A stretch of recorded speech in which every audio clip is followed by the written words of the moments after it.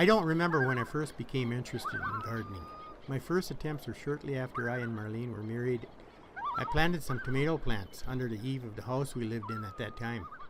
I don't remember if it yielded any tomatoes, but it was interesting because plants did spring up. Maybe this caught my interest.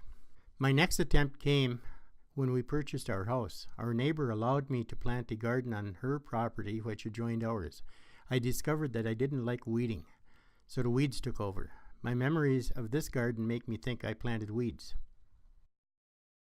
A number of years passed before I attempted gardening again.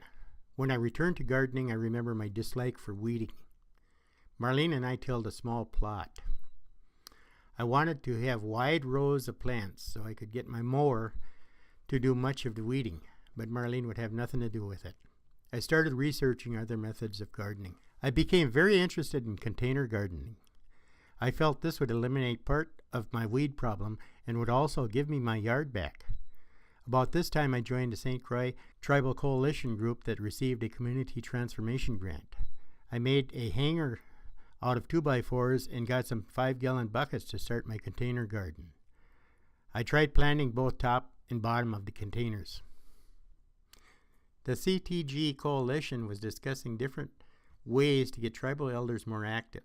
Through this, gardening was reintroduced to the St. Croix tribe.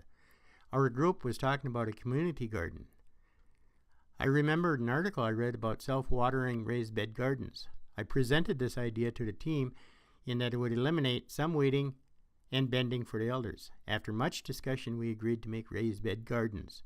Our construction people agreed to make 10 boxes for the raised bed garden if we provided the plans and paid for the material. So I gave them my plans and material list.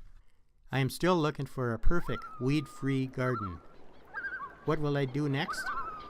How about aquaponics? Happy gardening.